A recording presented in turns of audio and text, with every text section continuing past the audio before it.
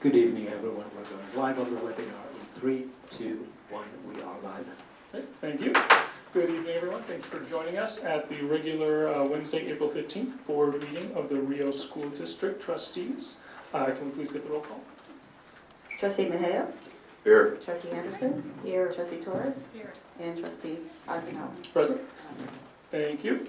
Moving on to item 2.1, do we have any agenda corrections, additions, or modifications from anyone? No. Okay, thank you. I'll make a motion to approve the agenda. Thank you.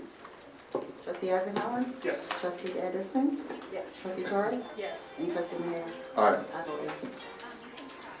Moving on to item 3.1, public comment on closed session.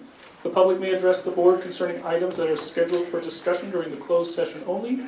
Individuals in attendance are allowed to have one additional person donate their time. Everything okay?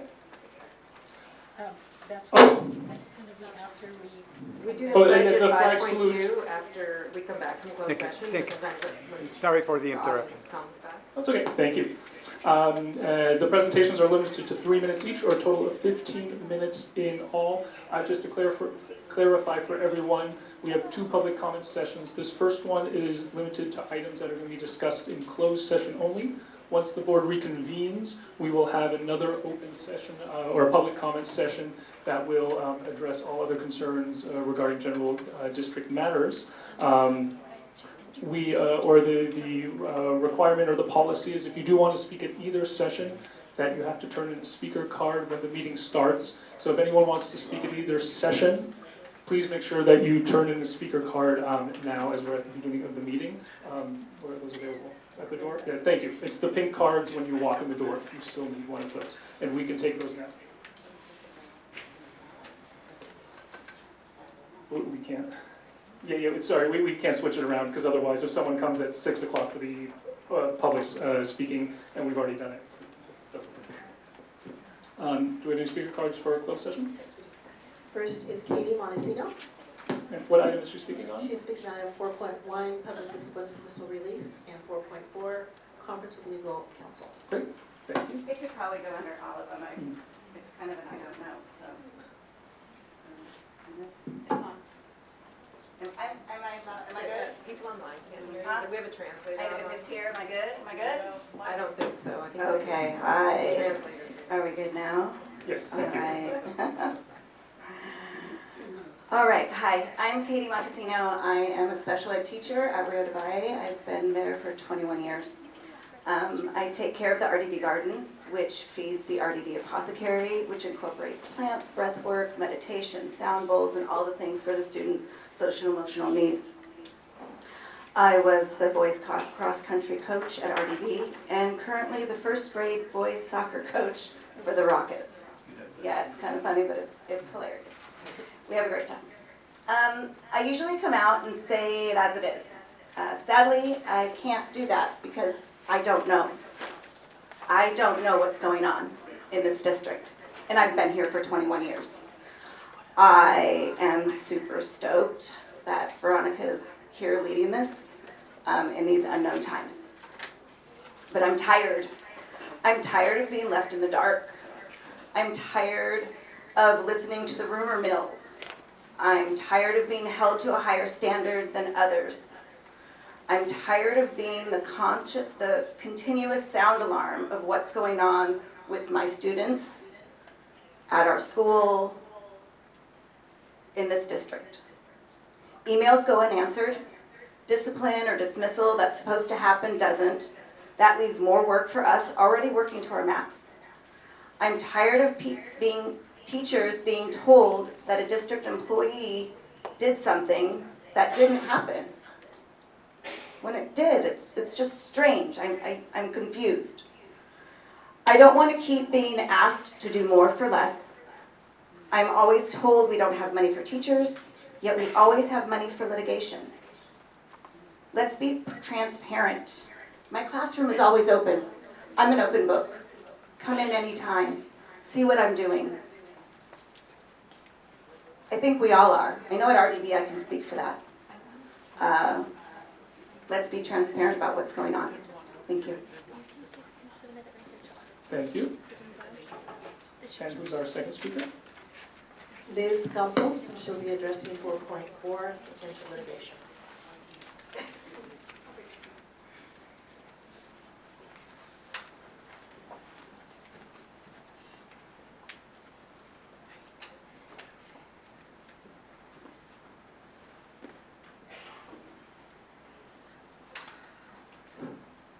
Good evening, board members.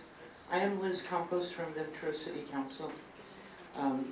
Something came to my attention recently, very recently, about an experience a child had at Rio del Sol School. I don't know if your potential litigation is about that, and I won't ask you to reveal it, but I will say, from what I've understood and learned from many parties, the situation does not warrant the school district litigating to protect themselves. You should be working to protect this child and all children. Thank you.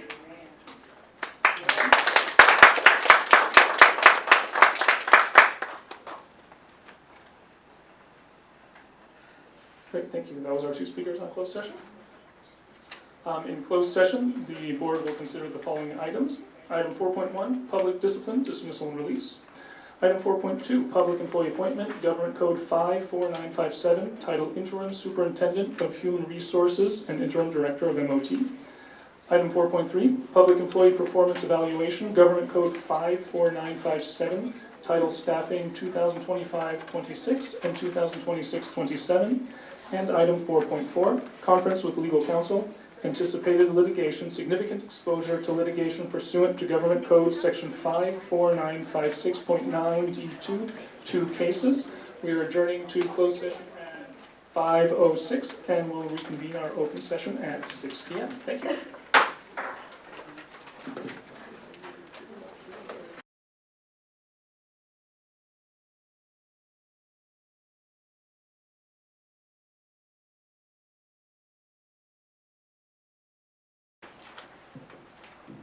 All right, good evening, everyone. We are reconvening our open session at 6:10 p.m. I invite you to stand and join me in saying the Pledge of Allegiance. Our flag is right over here to the audience's left.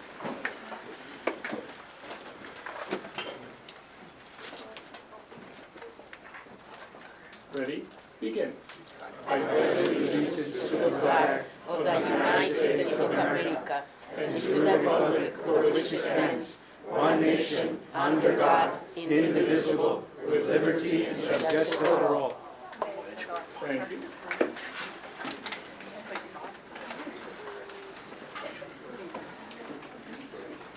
In closed session, the board took the following action.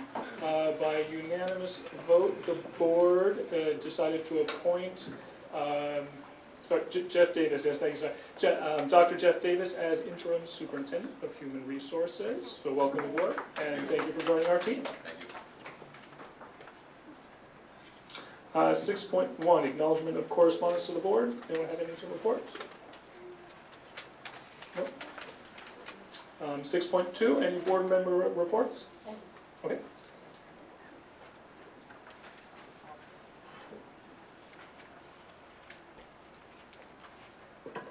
Thank you all for being here. I would like to report out, during the past 3 weeks, I have received numerous emails and just conversations from different parents, staff, and community members in regards to the leave of Dr. Puglisi. And I too agree that it was something that shouldn't have happened. But we are where we are at now. And one of the things I wanted to point out in one of the emails that I received, there was a mother that said that her 2 children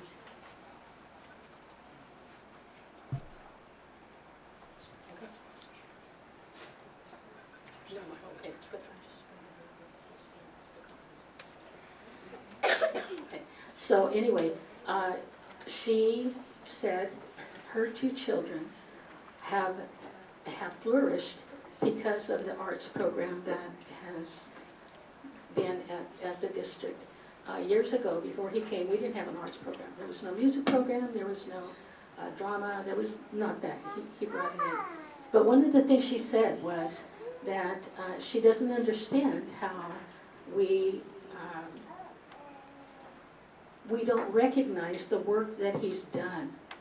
And she asked me to let everyone know of the work that he's done. So in order to suffice this parent, I had to think, okay, I've been here 16 years, he's been here 15 years, what has he done? So I want to take a few minutes so that you can understand, and the board can understand, the work of Dr. Puglisi. So his accomplishments to this district, and I wrote it down, and I don't know if I even have everything. Flagship of the district, project-based learning, most advanced program in county, biggest money maker in the county, 850 students, 200 on regular waiting list, 100 on TK waiting list. There were several attempts by other superintendents and other groups to bring a charter school into Rio. That would have cost the district a lot of money. Del Sol was his response to charter school challenges. 2 dual immersion schools which are considered the best dual immersion program in the county. Numerous lawsuits that have been settled from the district. 3 bonds that have upgraded schools financially solvency for almost 15 years. The last 3 years, no audit exception. Almost unheard of in any school district. The district is growing, not declining, while all districts and county have declined enrollment and financial difficulties. Arts and music program with certified art rotation and music teachers. General teachers are released by grade levels to collaborate. Poor children have musical instruments to use. Ceramic programs, award-winning theater and band programs, improved scores, vibrant, thriving library programs, a huge sports program, cheerleading program that poor children can attend, mariachi program, folklorico program, RDV cadet program, AVIT program, robotics program, tech champions, farm school gardens, salad bar at every site, scratch cooking in all schools, cafeterias, cooking classes, farm-to-table lessons, newsletter, and professional baking at Sol. He's the only superintendent in the county who goes weekly to school sites, gives math, writing, music lessons to hundreds of students, attends superintendent roundtable 4 times a year, meets with student leaders throughout the district, and has educational discussions and activities at locations like the University Harbor or museums. He sponsors English language symposiums, gate showcases, art symposiums, CAASPP Right for Parents, Parent Symposium, Inspirational Student Dinners, Awards of Excellence, Music Festival, Volunteer Spaghetti Dinner, Awards of Excellence for Students, STEAM Expos, literacy events, Battle of the Books in English and Spanish, Authors Fair, Rio Knowledge Bowl, and Spanish Spelling Bee. Those are the only ones that I can remember or can think of what he's done. So for the parent that asked me to put together what he's done, I think I sufficed her, and I think she's here tonight, of your request, and that is what I wanted to report. Thank you very much. Thank you. Are there other board member reports? No? Yeah, I have a report. Okay. First off, I just want to thank everybody for being here tonight and thank everyone who's emailed me over the past month. I appreciate everyone's input and engagement with the district, even if it's a difficult topic. I have no problem listening to everyone's concerns and trying to dig deeper and do the best we can by all our students in this district and our community. As far as personnel matters, obviously they're confidential. I know it's upsetting when changes are made and people don't feel like there's transparency, when staff feel like they don't have the facts. Unfortunately, as board members, we have closed sessions where we hear confidential information. We are not supposed to disclose that to you. We can't by law. I would love to have a law that says there's no confidentiality for superintendents or assistant superintendents for their personnel matters so that you can be informed. But that's just not simply where we're at right now. So I know it's frustrating, but the district is a team. It's not just one person, and we're doing very well, and the programs are continuing thanks to the efforts of everyone in this room. So I truly appreciate everyone for coming out and being here, and all the staff for helping. On to a different matter. And normally in the reports we check in and update where we've been recently in the district. I did attend, was welcomed by the after-school programs at Rio Real and Rio Plaza, and I had really good visits there, and the programs are doing wonderful things. A couple issues came up, and I do need to email about that. You know, with some custodian issues and maybe some extra help they could use. But otherwise, the kids were very happy. All the kids reported liking outdoor time. Maybe not so much homework time, but you know, I met a lot of great kids and saw a lot of great things going on in the program. So that's the end of my report. Great, thank you. Alicia, anything? No? Manny? No. Great, thank you. Moving on to item 6.3, organizational reports. Do we have a representative from RTA here tonight?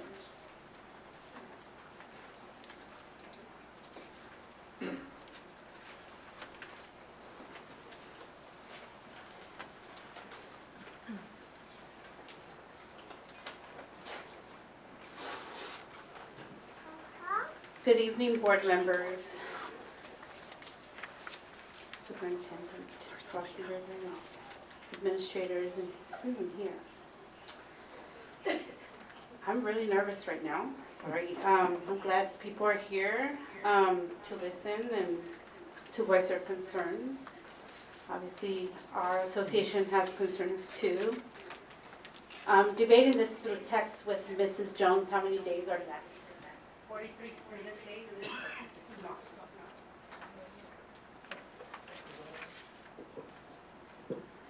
I believe we have 43 student days and 44 work days for our members, give or take a day or two, right? I try not to get emotional here. A lot of things going on as many of you know, I grew up in El Rio. Came third grade to Mrs. Kennedy's class at Rio Plaza and went through Rio Mesa and chose to work in El Rio because that's my home. A lot of things going on. There's no denying that. But what I can tell you is that I know that our members are working hard every day to take care of our kids, our students. Working hard every day to teach them reading and social studies and science and all the good stuff, PE, art. And I know Mrs. Ariel is teaching math and my class and all the other good stuff to her homeroom class. I want to say to our members, thank you for being there during this time. I know many of us appreciate that Mrs. Rauschenberger is taking the lead in that position that she was assigned to. Appreciate everybody else who has come in to support Dr. Rocha. I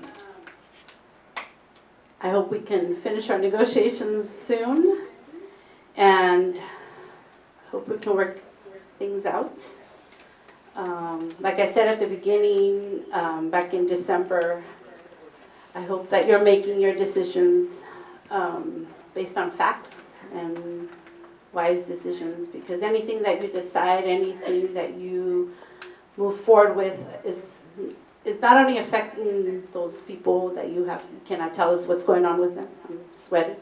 And it is hard for us because, you know, we also hear rumors and we don't know what the facts are, and trying not to judge anybody and hoping you're giving us information with your decisions based on facts. But just remember, anything you decide is affecting everyone in the district. So I don't know what to say. I wish you luck in whatever you're deciding. I wish clarity, and stay strong to our members and to our parents. Thank you for sending your kids to school every day. We appreciate you. And I appreciate Mrs. Soto for being there for my grandson. Thank you.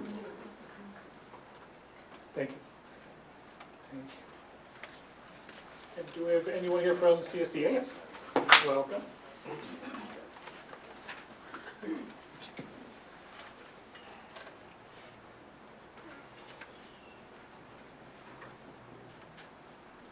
Dear board members, as CSEA chapter president, I feel compelled to reach out and share my thoughts. Over the past few months, I've quietly watched the tension and turmoil ripple across our district. It's tough to see the things people are saying on social media, the Facebook posts, the comments about a place I've called home for the last 18 years. This district is more than just my workplace. It's an important part of my life, and I recognize how much it means to each of you as well. The district is filled with people who care deeply about the future, not just of our students, but of our community as a whole. Still, I believe that hard times reveal the true heart of a community, and our strength lies in the people who've stood by this district through every high and low, people like Veronica, Dr. Rocha, Sonia, Maricela. Because of them, I'm confident we can get through this together. I'd also like to share that I fully support the board's decision to appoint Veronica as interim superintendent. That support isn't just professional, it's personal. I've known Veronica since our OSFS days about 14 years ago. And through every earned promotion, she stayed honest, fair, and completely dedicated to this district. I know we're all trying to be patient and work through the process, but at the same time, I can't help but worry that we're losing momentum, and even more importantly, that communication about our members' concern is slipping. Our members are the heart of the district.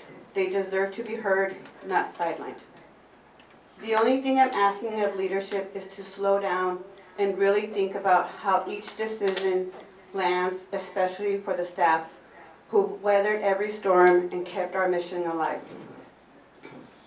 I want to address a situation that has been deeply concerning and quite frankly disappointing. The morning of March 27th, one of our bus drivers received a call, not by a district employee, but by a contractor serving as a bus driver trainer, who instructed our bus driver to stop driving immediately and surrender her license due to a DMV pull notice. Neither I nor our labor rep received any prior notice or warning about this action. The message came across as distant and lacked any real sense of empathy.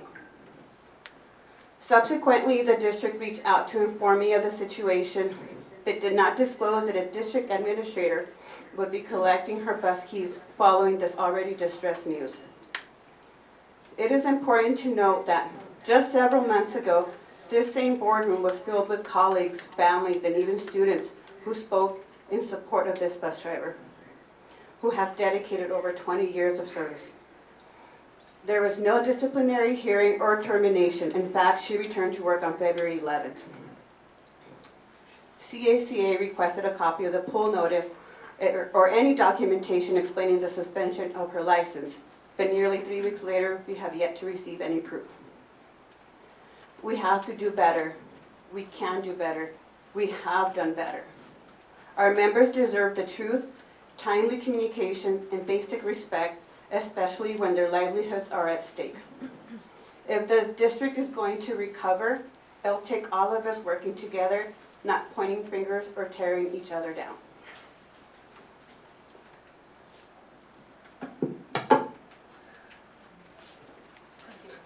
Thank you. Moving on to item 6.4, superintendent report. Yes, thank you. Araceli, can you start with the summer school? This is just, it's not a whole summer school presentation, but I just wanted to give a brief update to the board. We currently have just under 1,000 students who have pre-registered for our summer programming. We had some priority registration, which these numbers are important because it helps us to provide some staffing. We will be having summer enrichment programs at Rio Plaza will have the summer nutrition program and Jump Start only. Rio del Valle will have our full program, which is Create Camp. So far right now, at our last count, when I was updated, we had about 300 students enrolled in that, about 120 students interested in the athletic camp, which happens after the Create Camp, and then an additional approximately 70 students who want the afternoon Think Together program. At Rio del Sol, we currently have about 500 students, 512 I think it was the last count, for STEAM camp, with about 270 students who are interested in the Think Together program after school. We have a Jump Start program for incoming TK students, and we will also be holding our community nutrition meal program there. At Rio Lindo, we have a full day Think Together program with about 130 students who are pre-registered for this. For the full day, about 70 for additional for the afternoon, and our extended year program, which is based on IEP needs, we've got 90 enrolled in that as well, and then we've got the Jump Start for incoming TK students at that. We have started with staffing. Our HR department is working on that. We've already started the planning. We've been working with transportation to make sure that we have some consistent routes. We are working with transportation and one of our TOSAs to work on setting up local outdoor education field trips for the summer. We already have our nutrition department on board and they're working on breakfast, lunch, and afternoon snacks. Myself, along with Dr. Rocha and our TOSA team, are already prepping to help organize teachers to have some planning days here in April and May so that they can plan and order supplies. And in addition to that, we'll have a couple of setup days right before the session starts. So I think we are well on our way with some planning. We also have plans to make sure that we are starting to send out parent notifications for communication at the beginning of May. We'll follow up again in June in case anybody forgets, and then right before summer programs start as well. So that's just a little update on where we're at with summer programs. And I'll keep you guys updated as we go along. And then my next update, some exciting news. One of the initiatives dear to my heart has been our environmental efforts in our district. And we have a fabulous team throughout the district who really works on gardening, nutrition, and our Rio farms. And this week we've had some great PR the last couple of weeks.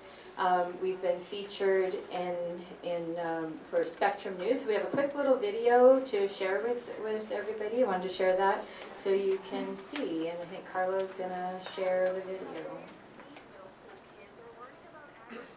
The Rio School District's 10-acre regenerative farm in Oxnard. We have to take this out, right? While planting flowers, 7th grader Scarlett Guerrero is learning about science, environmental stewardship, and healthy eating. They're really juicy. The produce grown here goes right back into the district's cafeterias. I think it is really cool because we get to have fresh plants and fresh fruit like at our own cafeteria. All students in the Rio School District visit this farm, which serves as both a farm-to-table resource and an outdoor classroom. Helping to harvest the cabbage. During outdoor lessons, farm-to-school support specialist Stephanie Towner teaches students about the farm and nutrient-dense foods, saying they prioritize making sure families have access to healthy choices. Not all our families have access to these things or have the education on how to grow things for themselves. So we believe in removing these barriers and arming them with these skill sets will make a world of difference for them. The Rio School School District serves a predominantly Hispanic student population, and according to kidsdata.org, more than 1 in 6 California kids live in households experiencing food insecurity, with the state reporting higher rates of food insecurity among Black and Latino children. Bite into it, eat it. Stephanie says students are also introduced to different career pathways. Farmers themselves working alongside our students, doing education with them.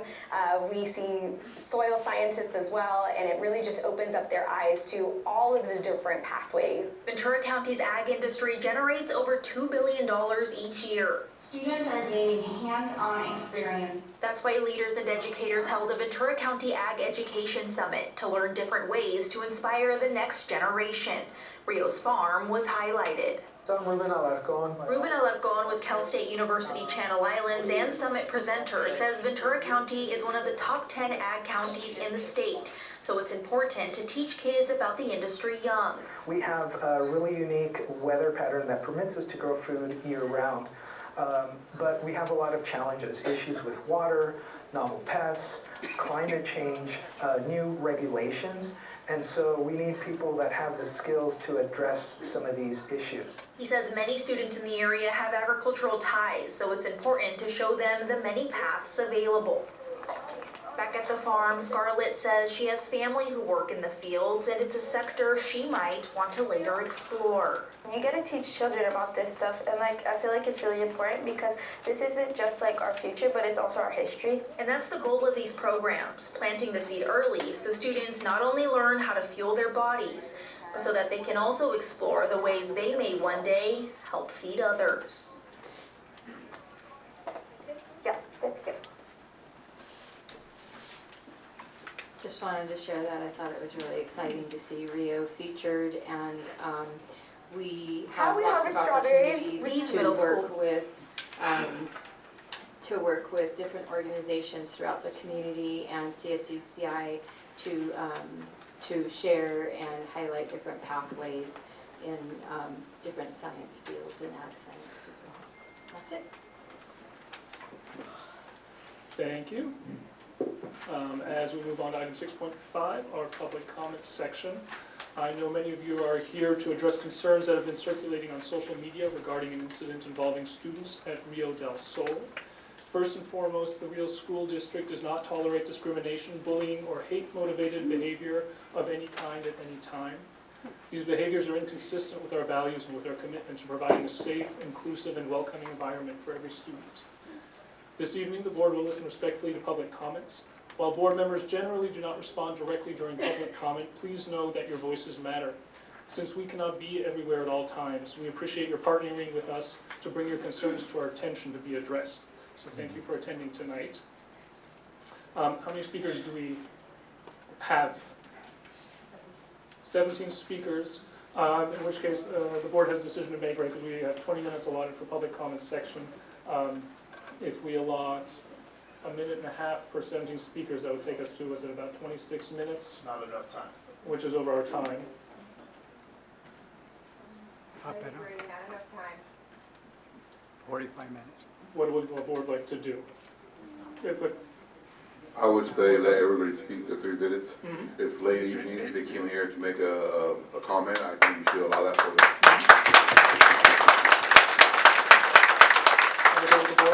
That would take us to 54 minutes, so we have to, do you need a motion to adjust the time? No, okay, so we can just go, okay. In that case, board meetings are meetings of the governing board held in public and will be held in a civil and orderly and respectful manner. A member of the public may address the board regarding any item on the agenda or any matter not included in the agenda. Each person speaking may not exceed a total of 3 minutes. For a total of 20 minutes, but that has been waived for tonight. Each person is allowed to have 1 additional person donate their time. Each person wishing to speak must fill out a speaker card, which is available at the beginning of, meeting or on the district website, and submit it to the secretary or clerk of the board before the start of the meeting. Is our microphone good to go? Okay, thank you. Who's our first speaker for tonight? Rachel Champagne with Cabbage Kids. Great. Thank you, Rachel. Welcome. Hi, good evening. I'm Rachel. Oh, sorry. Can you please use the mic? I need my hands. Okay. In that case, if you use this one, we can. It's okay. Okay. I'm Rachel Champagne. Good evening. I'm an advocate for young children, but I'm also an employee of Catalyst Kids. I'm here to discuss or just to vent about the decision to close every single preschool program available to the Rio community. Every single one is being removed as of June 30th. I hope this school board understands that the most critical development, the period that is most critical for young children is 0 to 5. 90% of the brain is developed between 0 to 5. The brain synapses are forming. They do not form in a passive environment. They only form in an engaging environment, such as a preschool. When those children do not have activities, their brain goes stagnant. How are these children getting ready for kindergarten or TK? Every single school district in Ventura County, except this one, understands that and provides equal access to their community, even low-income families. Every single school board, every single school district, except this one, understands the critical 0 to 5 stage. Every single school district, except this one, devotes resources to low-income families. Every single school district, except this one, decides where their values go, and that is to make sure children have a fighting chance so that there is equity for the haves and the have-nots. What is your vision for the early learning learners in El Rio? What do you say to those families as they're trying to get their child ready for TK? And if anybody says family child care or Peppermint Junction, remember the high cost of tuition. You have 10 years of history providing affordable at no cost childcare and preschool. And that 10-year history is going away. Shame on you. Your decision will be remembered and it'll have consequences as children go into TK completely unprepared.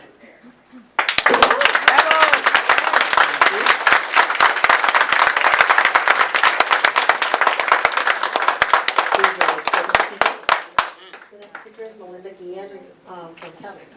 Thank you. Welcome, Melinda.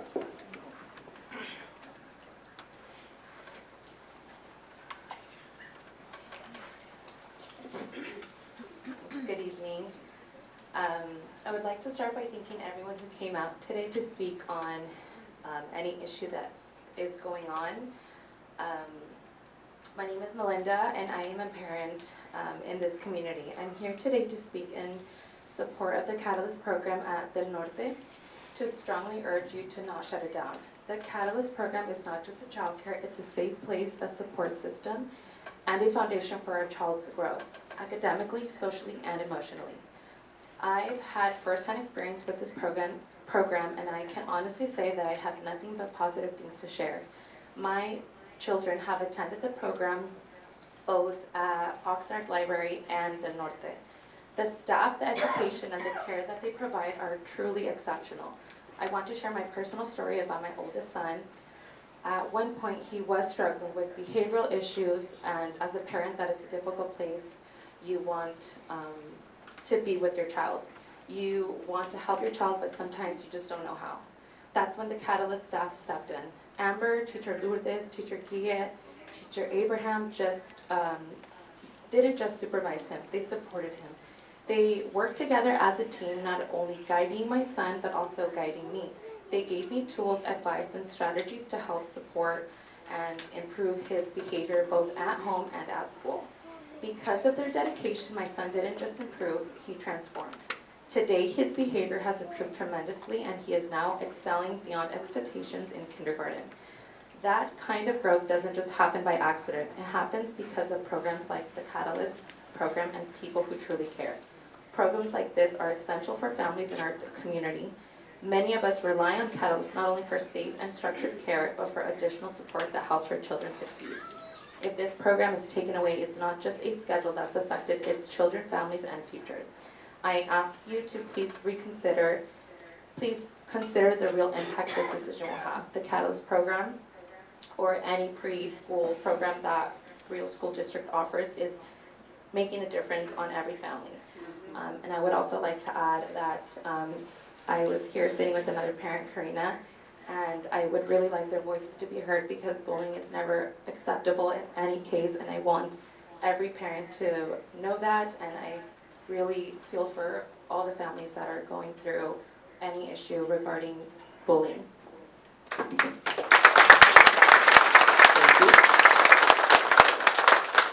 And our third speaker. Third speaker is Lavada White. Welcome, Lavada.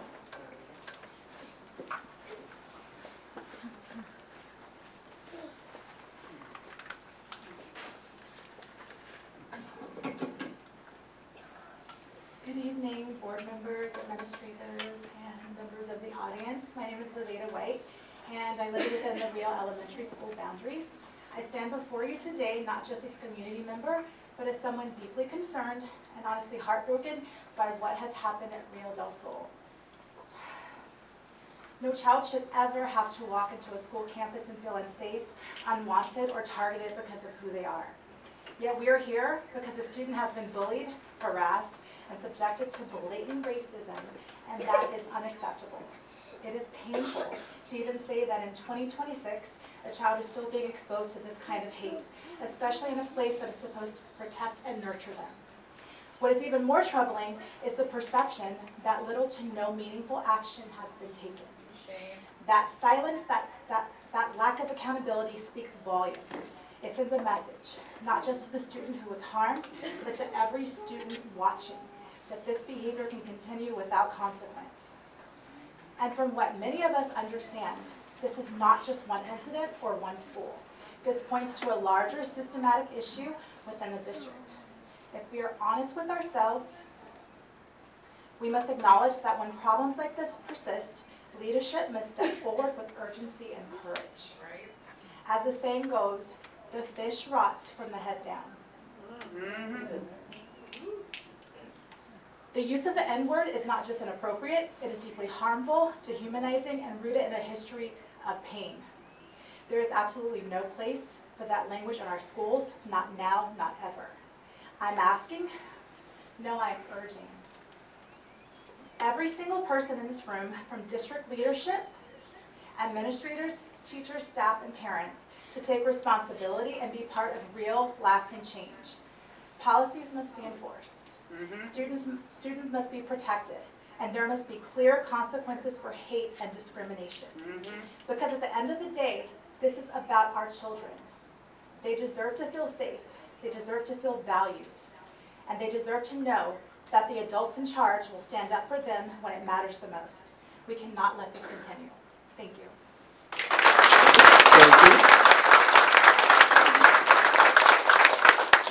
The next speaker is Jacqueline Villanueva. Welcome, Jacqueline.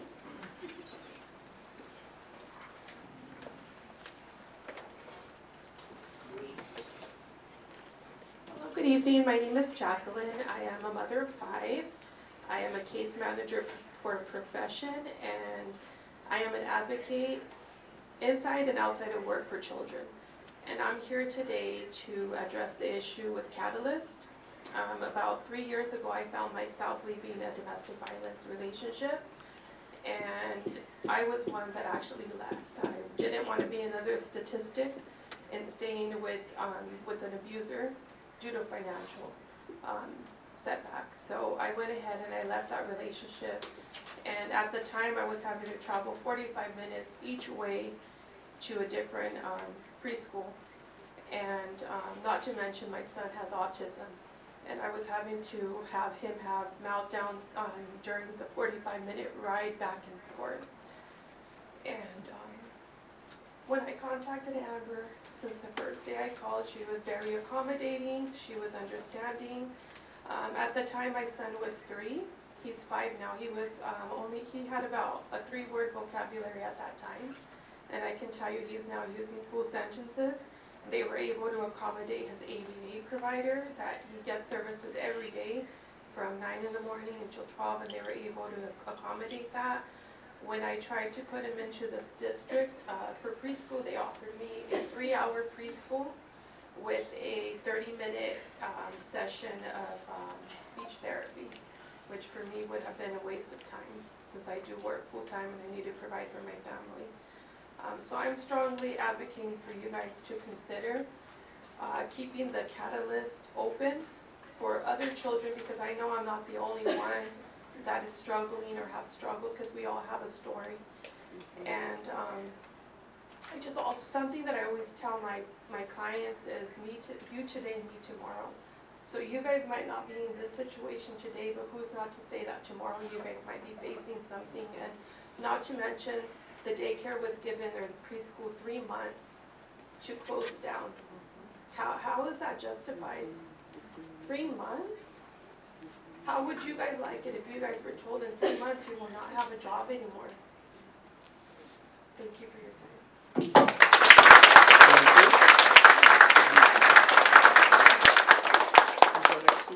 Cynthia Price. Welcome, Cynthia.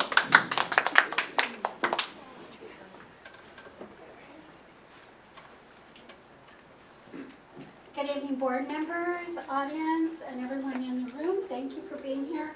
I am from Child Development Resources. I'm representing Head Start this evening, and we are also preschool operations on Rio school districts, and we have had ours pulled as well for next school year. Rio Lindo, Rio Plaza, our programs there. We're Head Start. We not only give your children quality education that are going to be feeding into the TKs and the Ks, like Rachel and the other speakers have said, but we also offer comprehensive services to families and children.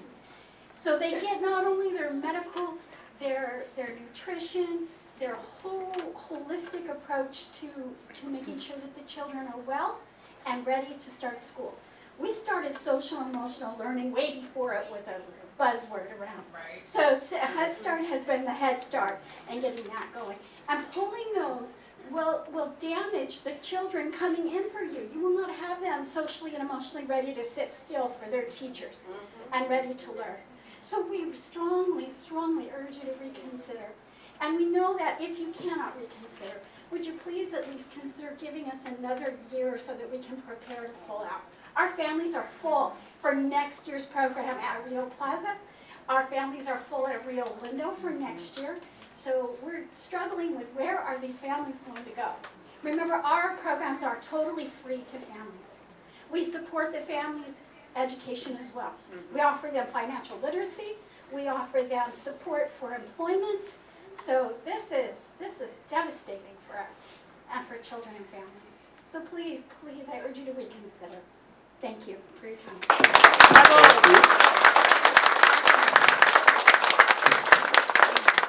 The next speaker is Christina Baylor. Welcome, Christina.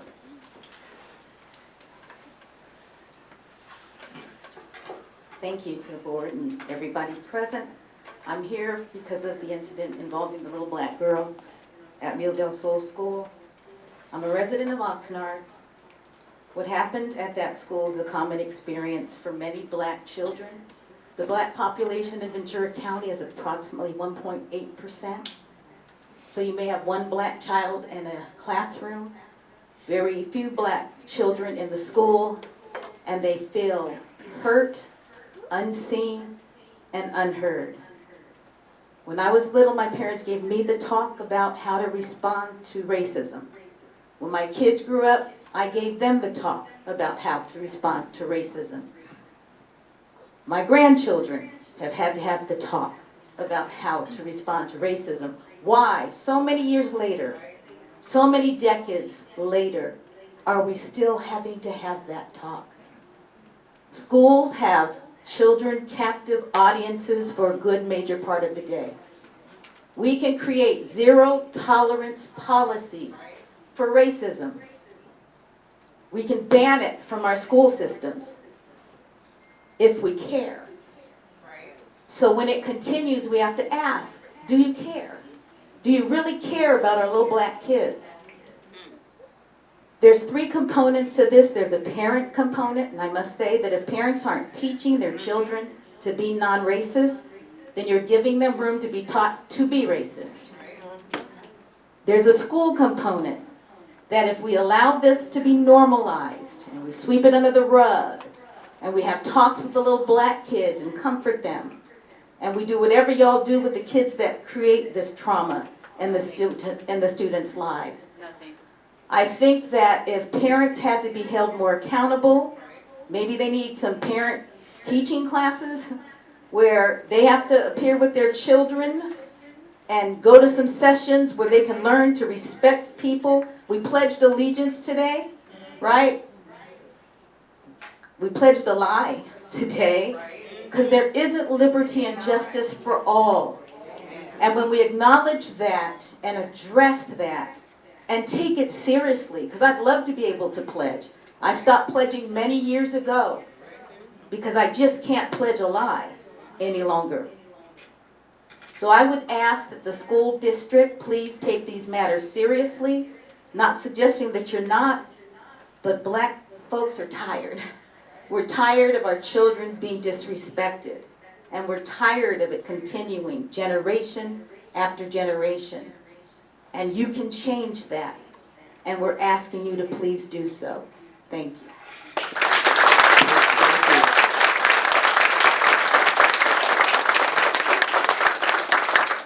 Dexter Nunnery. Welcome, Dexter.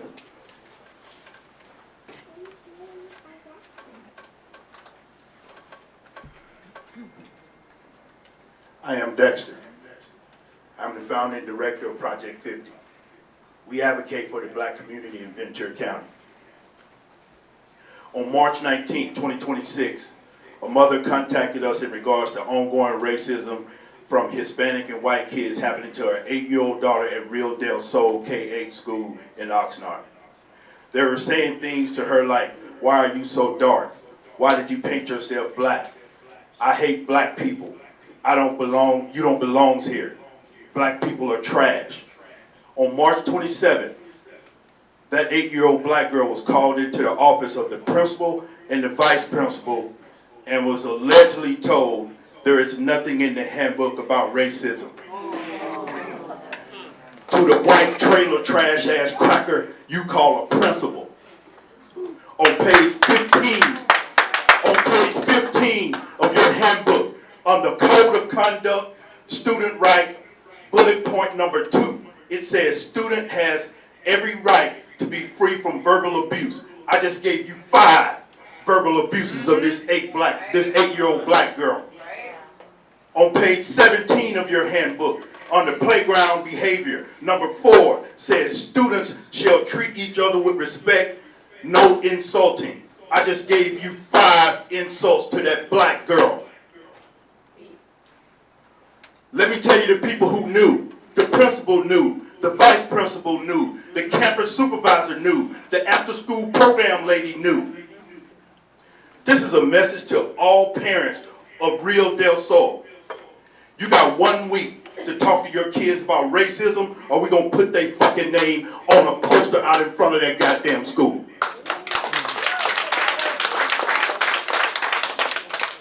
To the Real School District, you have 90 days to come up with a plan and implement a zero tolerance plan to deal with racism that protects all students.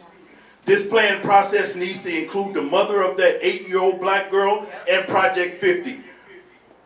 Whatever plan you come up with needs to include the name of that 8-year-old black girl, because if she wasn't brave enough, we wouldn't be here today. Let me advise y'all. There's a plan in place already, just in case you decide not to do a goddamn thing. So you get to choose today which one you want. And just in case y'all thought this was a walk a black girl to school day, it's not. The fucking clock is ticking. You better get your job done.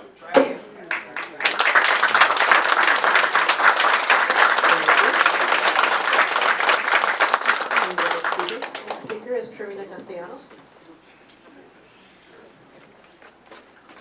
Welcome.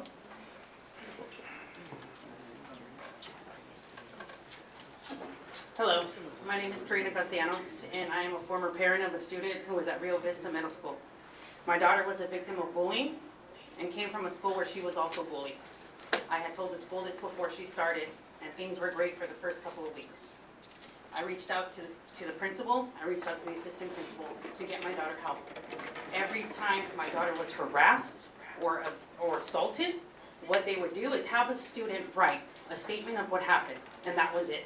Okay. You guys want to go and say that this goes against your values, and yes, you have a zero tolerance policy, but what is zero tolerance? Because you guys tolerate it.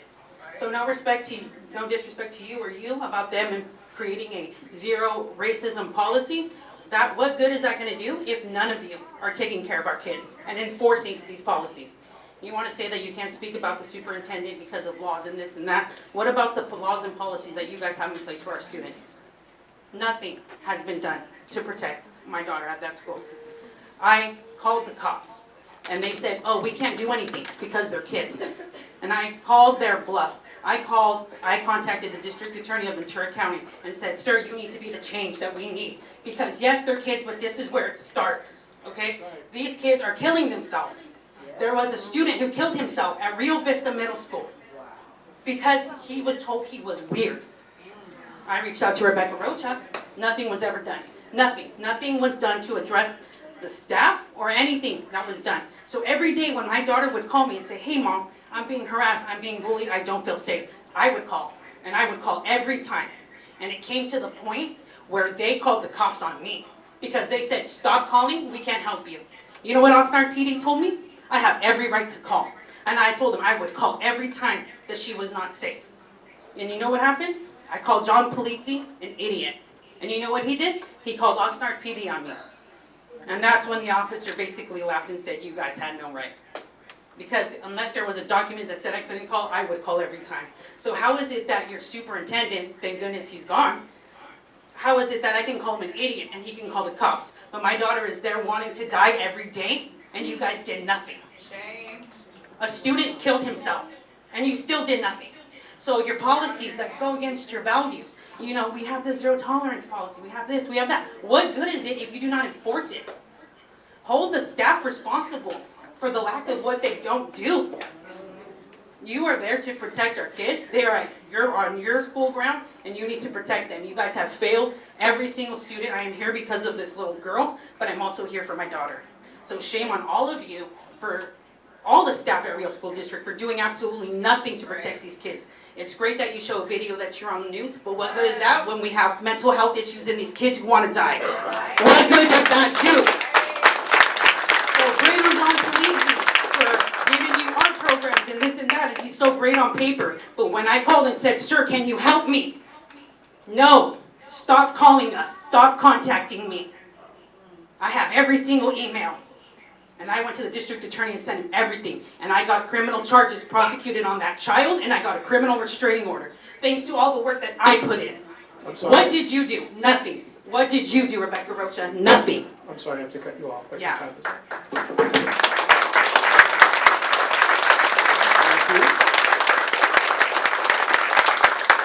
Liz Campos. Liz, welcome, Liz.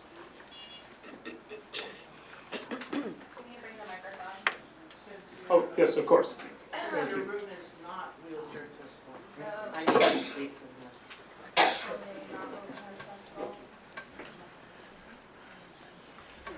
So, I came here tonight because a friend of mine, Patricia Rashid, who grew up in Oxnard but now lives in the East County and could not be here tonight, asked me to come speak.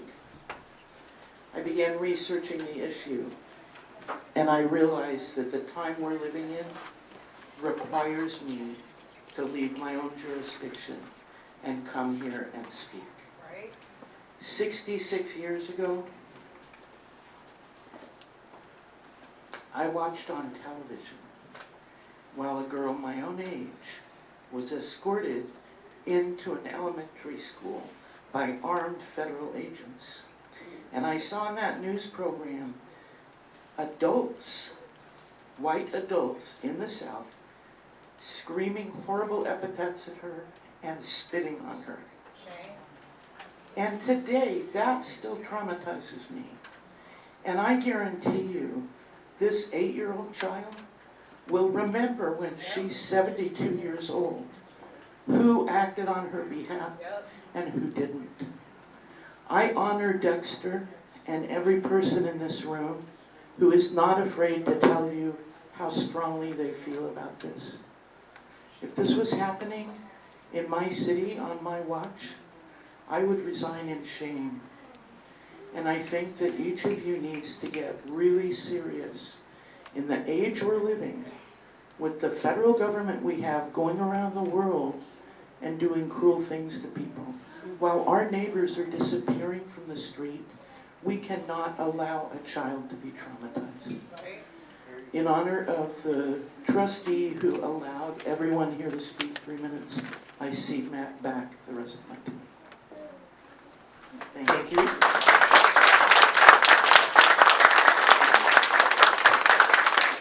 Brenda Castro Lopez.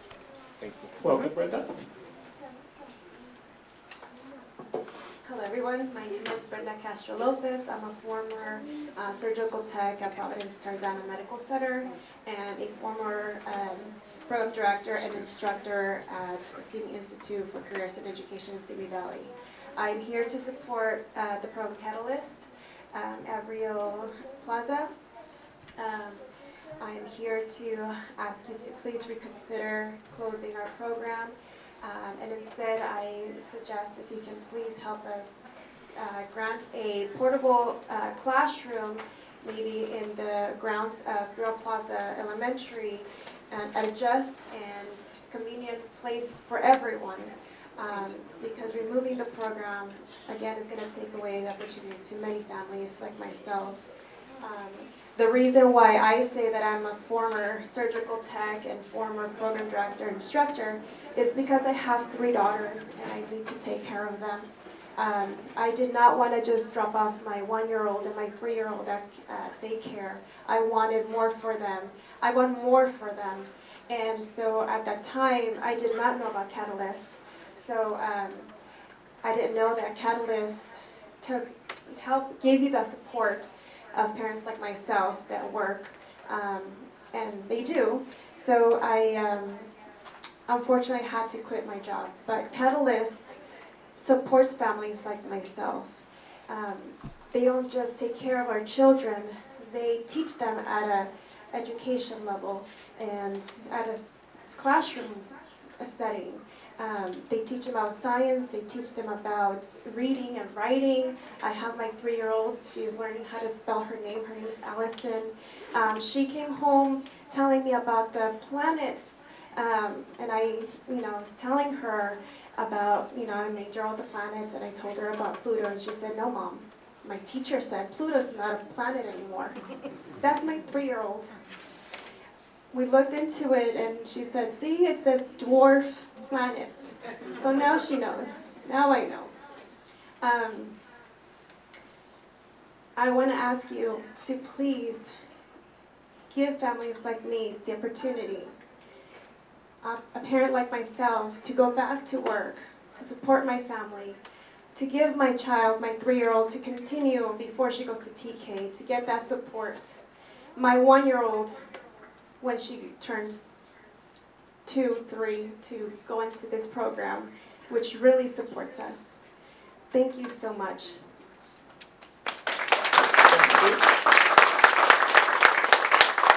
Victoria Sayed. Welcome, Victoria. Hi, I've never done this, so I just... Please come up here. Yeah. We have the microphone because we have an online audience and we have translators. Okay. Hi, thank you for allowing me to speak. My name is Victoria. I'm a resident here in Ventura County. I came here because I heard about what happened through Project 50. I run a nonprofit organization dedicated to sharing community stories to uplift voices that need to be heard, and I could not help but attend today. I yield the rest of my time because y'all have way more important stuff to me to say, but I just wanted to let you know that I'm here and I see you here. Project RAFT, R-A-F-T. Yeah. You can just put it back on. Thank you. Jennifer Torres.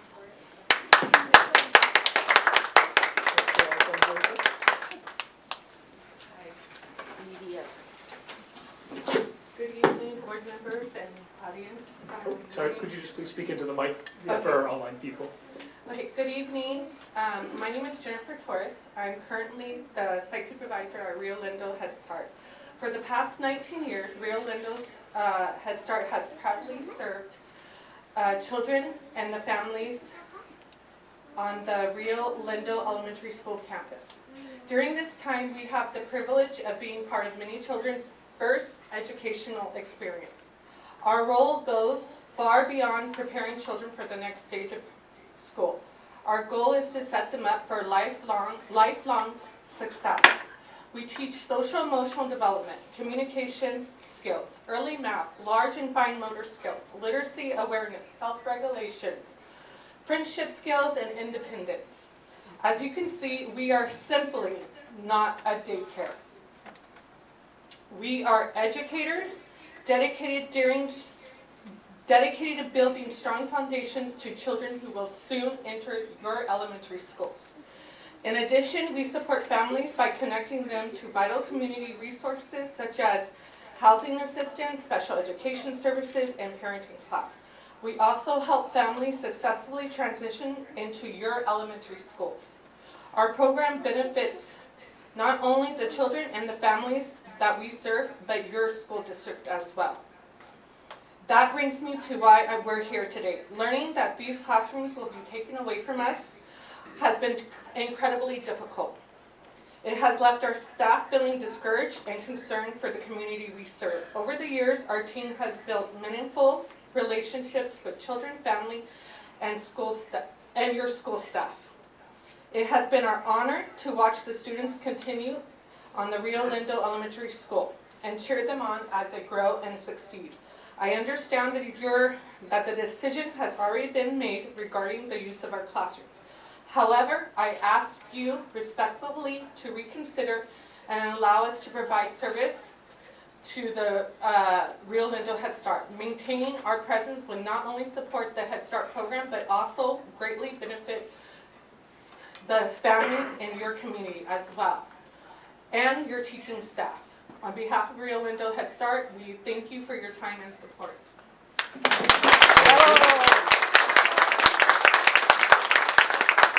Casey Rodriguez. Welcome, Casey.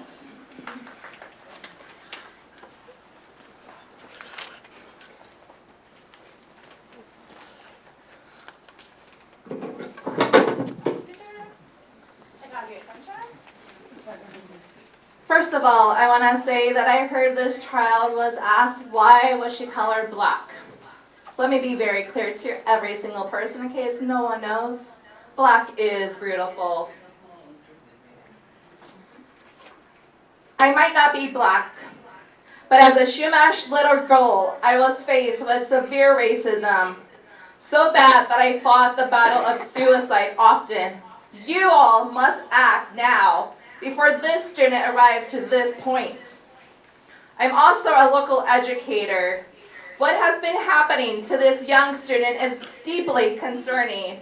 It should have never escalated to this point. I'm blessed to be an educator of many beautiful, kind, and intelligent Black students. Every day, I am intentional in making sure that my space is safe, inclusive, welcoming for all of my students, making sure that I celebrate our similarities and differences. As we have to ask ourselves honestly, how did this moment get here? It didn't happen overnight. As an educator, I know the student's success and safety falls not just on parents and not just on school staff, all students. It is both. It is school staff that sees these children every day. We see the interactions, we hear the language, and we carry responsibility too. And when we see a situation that has escalated to this point, we know something must have been missed or not taken into action. As adults, we know that we are always stronger together. Protecting our communities comes from solidarity and unity. These are the values our children need to see in us every day. unity and respect, not division. Our schools need to be safe for every student, no matter their race, gender, abilities, religion. Every child deserves to feel protected, period. Every child deserves dignity and respect, period. And every child deserves the chance to succeed in a safe environment. We have a responsibility, all of us, including every single adult that sets foot on any school campus, to make sure that happens.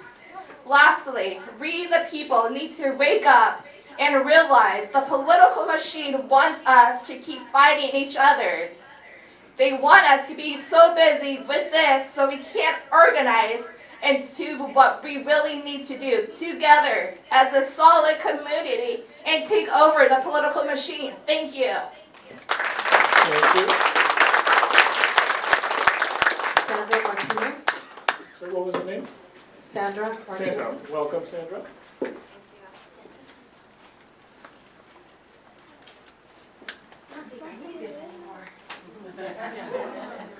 Hello, board members. My name is Sandra. I'm a parent of a child that attends Del Norte Catalyst.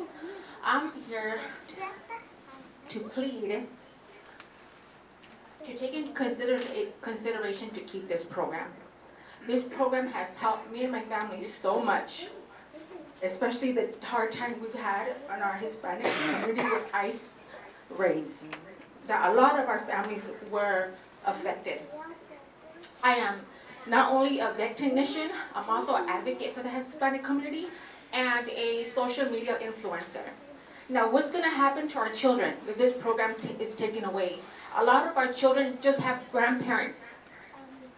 Some grandparents, like my mother, 81 years old, heart failure, AFibs, diabetic. Now, do you really think she can take care of my 4-year-old son and educate him? No, my son is going to be in danger. My mother can collapse any day. Okay, and what else is going to might happen is one parent is going to have to stay home. And what's going to happen? Homes are going to be broken. There's going to be stress between mom and dad. Fights come along. Children are going to see that. Now, do you think this is good for our children as their brain is developing? Babysitting, a babysitter charges $150. Non-licensed people are charging $150. And a lot of us will be damned that our children are going to go with a stranger and be giving Benadryl and melatonin so they can be quiet all day and just sleep, because that's what happens. We can't shut our mouth about that. So I ask of you, please take it in consideration that we really need this Catalyst program. And I also want to thank Amber, all the teachers, all the staff. They have been great. My son, when he started this program, he couldn't say a sentence. My son is not autistic. You know, I talked to his doctor. Now he talks a storm. My son is not being treated wrong. I ask my son every day, are your teachers nice? Are they mean? No, Mom, I love my teachers. He comes home, he's counting in Spanish, he's singing songs, he's dancing. We need this program, so please take it in consideration. One more thing, I have 30 seconds. Justice for all our innocent children that have been bullied and are being bullied. My daughter was bullied. She's very light-skinned. I was bullied from junior high to high school. Light-skinned, red hair, that's why I dye my hair black. And still to this day, it traumatizes me. And the school district, Oxnard School District, did not do a damn thing. I had to be homeschooled. Oxnard School District called a district attorney. They had a big meeting. They had police there. Like if my daughter came from a broken home, that's why she wouldn't go to school. So please, keep yelling it out, people. Keep yelling. Let's not stay quiet. Thank you. Thank you.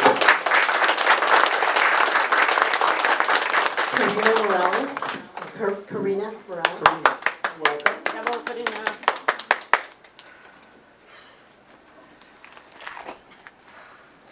Good afternoon, everyone. My name is Karina Morales. My daughter currently attends the Head Start program provided by Child Development Resources at Rio Lindo. When I was asked if I wanted to speak on their behalf, I initially declined the offer because I thought I didn't have enough knowledge on the matter. However, that night I tossed and turned and I came to realize that it was important for me to speak. I am here to advocate for this program to continue to be a part of the community at Rio Lindo. This program has allowed me to send off my daughter into a safe place where the teachers continuously help in her learning development. This program has not only benefited my daughter, I have experienced the benefit it has also provided to parents that have their children enrolled. Benefits that include guidance on how to help their children at home with resources learned during family nights. This program is a great resource for parents that live in the community. Without this program at Rio Lindo, parents would be deprived of the benefits that are embedded in the program, such as health, education, and stability of every family on this campus. The Head Start program at Rio Lindo is an essential pillar for our families. I urge you to continue supporting this program so that other children and parents can benefit as we have. Thank you for your time.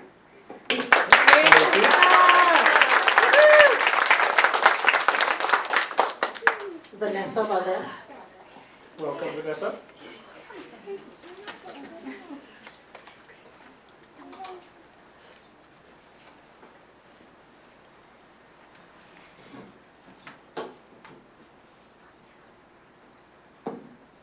So, good evening. My name is Vanessa Valdez, a Chicana lawyer and Oxnard native. Currently, I'm the president of Latinx Bar Association, but right now, I'm here as a private citizen. I'm here because I'm heartbroken and I'm angry.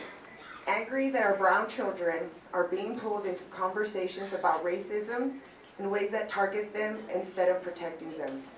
Angry at a time like this, we are still getting this backwards.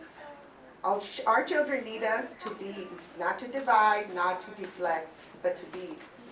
Right now, our community is living through a humanitarian crisis. Families are afraid. Brown children are watching their parents be targeted, detained, and torn from the stability every child deserves. They are carrying fear into classrooms, into hallways, into their everyday lives. Our children are growing up seeing systems that treat them as disposable and treat them as threats and treat them differently because of the color of their skin. ICE is targeting or tearing through our communities, and our children are left to make sense of why people who look like them, who love like them, are being taken. Our children are being terrorized. And in the middle of all this, we are choosing to point fingers at children, to spotlight racism through them instead of shielding them from it. Because here's the truth. Racism does not start with children. It is not born in classrooms. It is built, maintained, and protected by systems, by policies, by institutions, by people in power who make decisions every single day about whose lives are valued and whose are not. And that brings me to what makes this even more troubling. There were adults, people with influence, people with access, who had a real opportunity to confront racism where it actually lives. Groups like Project 50 were given a moment to stand up for real accountability, to push for oversight that could examine law enforcement, government actions, and the structures that produce inequality. They had that moment and they let it pass. That was the time to act. That was the time to demand answers from those in power. That was the time to stand on principle. But now, instead of confronting those systems, instead of challenging that power, we shift to focus to children who are already carrying the weight of a system that was never built to protect them. If we are serious about confronting racism, then we need to stop being comfortable. We need to stop choosing the easier target. We need to start at the top with the systems, the policies, and the decision makers who shape lived reality, not with kids. Because when you put the spotlight on brown children instead of systems, you're not solving anything. You're avoiding the truth. Our children deserve to feel safe in school. They deserve to be protected, not politicized. They deserve adults who are brave enough to do the hard work where it actually matters. So I'm asking you, focus on what actually creates harm, focus on what actually has the power to change. Because this moment right here is a test of who we are and what we are willing to stand for. Join me at the next public safety meeting on May 7th at 5:30. Show up, stand with us, and demonstrate that a true civilian oversight committee with real authority is put on the agenda and brought to a vote. Everyone can Google Ventura County Public Safety Meeting to get more details. Great, thank you, and your time Thank is you. up. Last speaker is Elba Olivares. Welcome, Elba.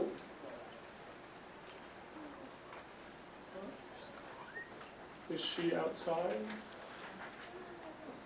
Elba Olivares. Okay, no problem.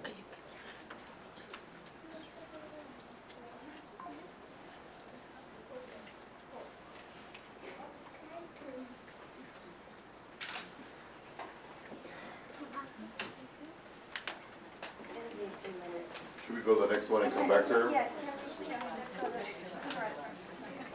Is there one more speaker? Okay. Then we'll wait.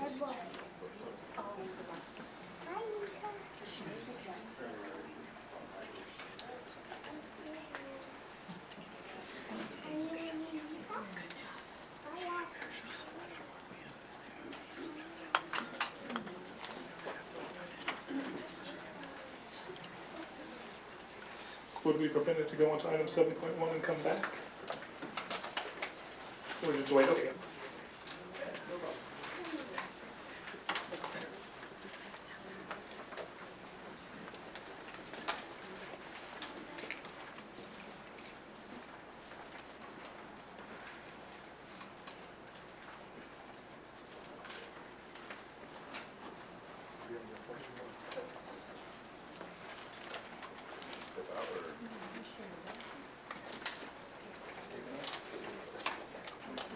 While we're waiting, I just want to make a comment real quick. I want to thank you all for coming out and letting me know, letting the board know your feelings and what's going on. I recommend, if you have concerns and they're not being addressed at the site or district level, email me. My name is Emmanuel Mejia. I will respond. I will advocate for you. I will support you. Email me. I have with other parents, so please reach out to me. I'm here to support you. I work for you. So let me know, please.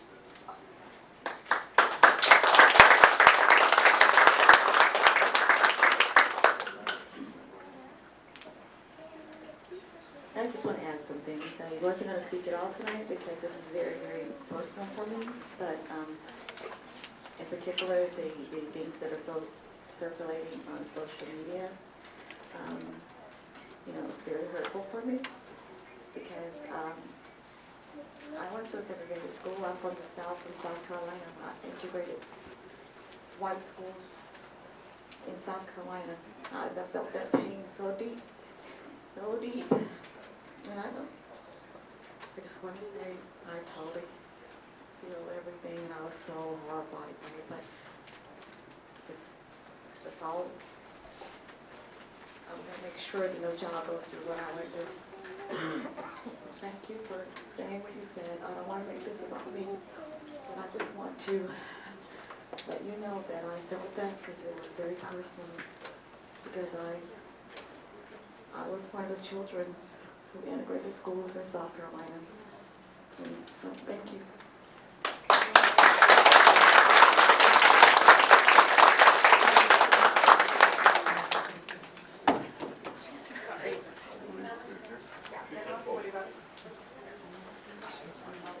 Good evening. Elba, welcome.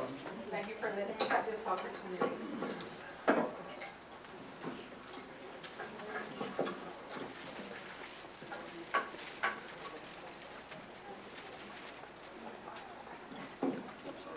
Once again, I want to say thank you for giving me the opportunity to speak.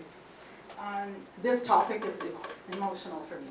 So I want to say thank you to the school board and everybody that's here tonight. My name is Elba Olivares, and I'm a preschool teacher at the Real Plaza Head Start. I've been working there for the last maybe almost 20 years or maybe less, but I've been there serving the community in El Rio, and it's been a very big, our families that we serve are there in that community that I continue getting their children in different generations. So with the closure, finding out about the closure was devastation for me and for the families. They're really sad because I've had, like, there's some families I've had like 5 of their children, and now they're like, where are we gonna go? Where is there gonna be a place for us? And I couldn't really even give them any answers because we're gonna close up in June. And I feel it was kind of like a late notice. I didn't feel like we had the, adequate time to give our parents that notice. So it's hard to break that news, especially the parents that have been coming from generation to generation. And everybody knows each other in that little small community in Alverdale. And I've been there. So a lot of the parents come, they still come visit, say hello, and stuff. So to give them that news was hard. So we had 11 children that were going to return for the fall, and then to give them that news that there's not going to be a placement there because we're not going to be there. So, and then we even had 18 children on the wait list. And then for next year, we have like 21 children that are going to be on that wait list for the fall. So there's a lot of applicants that are ready to go and approved. So it is going to be a big loss in our Alverdale community. And I just wanted to ask, like, is there anywhere that may be close in that community if we can get another place, or maybe a portable in that school or in another school in that area. So that's all I want to say. I just wanted to share that, and I want to thank you guys for giving me the opportunity. So I hope that our voice can be heard and stuff, because it's really important for our families that live in our community. Thank you.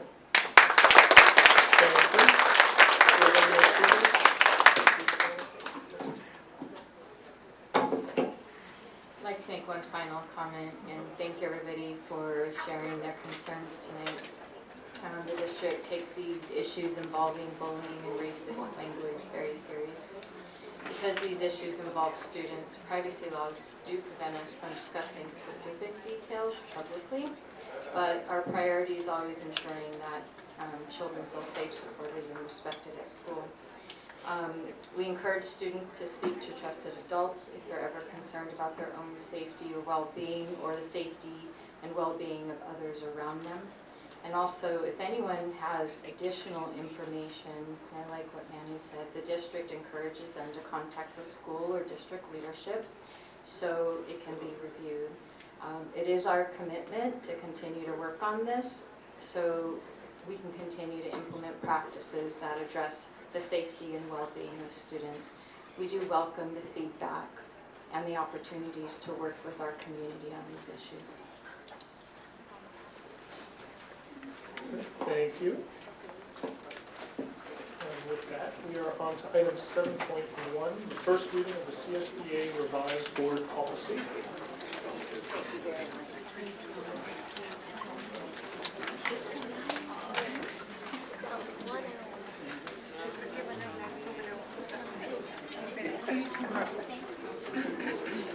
This item is just for first reading policies for your review, and then we will bring them back at a later date for discussion.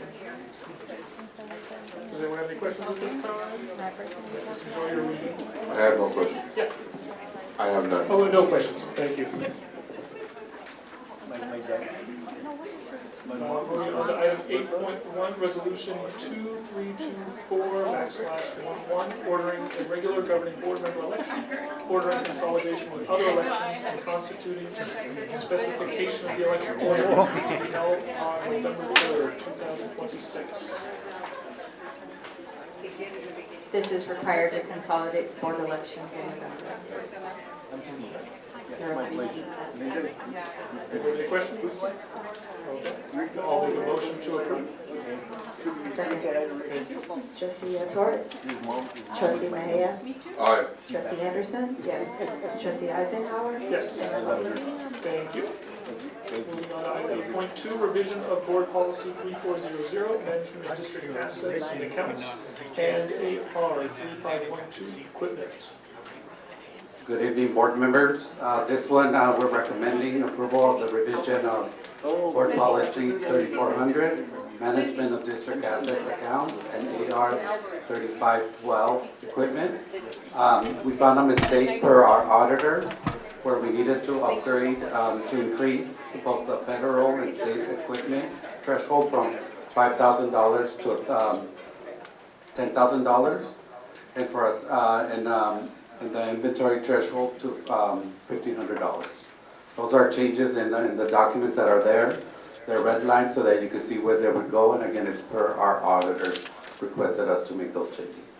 Dr. Gareta, just a correction, it wasn't an error, it's an update to the policies. Thank you. Yes. So the $10,000 capital equipment, that was effective July 1, 2025. And the $500 and $1,500 is effective January 1, 2026. So in the second paragraph of the rationale, that would just need a little correction. But I did look through the board policies and the dates are listed correct. So it's the amounts that we needed to. The amounts and the Yes. dates. Correct. Okay. Thank you. Does anyone have any questions? This is just to comply with legislation, is Correct. that change the amounts? Correct. Yes. If there are no further questions, I'll make a motion to approve. I'll second. Trustee Anderson? Yes. Trustee Eisenhower? Yes. Trustee Torres? Trustee Mahia? Aye. I vote yes. Thank you. Moving on to 9.1, approval of the consent agenda. I'll make a motion to approve. I'll second. Thank you. Trustee Anderson? Yes. Trustee Eisenhower? Yes. Trustee Mahia? Aye. Trustee Torres? Yes. I vote yes. Great, thank you. The board will adjourn to finish our closed session discussion from earlier in a second. Just wanted to say for those in attendance, if they're going to leave during that time, that our next regular board meeting is scheduled for May 20th, 2026. And we will adjourn the closed session at 7:34.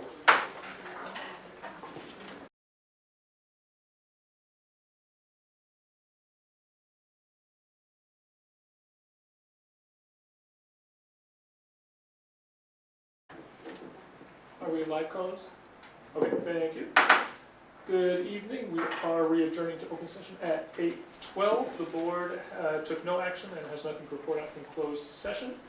Our last item is 10.1. Does anyone have future items for discussion? I do. I just want to follow up on the public comments that were made tonight. I would like to see what action we're taking to address these issues and how we're supporting all our students. And I have another one too. I'd like to see what other options, based on the public comment tonight on the Catalyst program, for a lot of the children that will be impacted, what options do we have, and how can we maybe look at that a second time? I'm not sure if, I just want to get more information on it. I don't want to dismiss it, so if you can bring that up as an agenda item, we can have a report out on that. Thank you. Christy, any future items? No? Eleanor, any future items? Okay. In that case, again, just a reminder, our next regular board meeting is scheduled for May 20th. And with that, we are adjourned at 8:12. Thank you for coming, everyone. Thank you for coming and have a good night. Thank you, everybody. We're shutting down the webinar.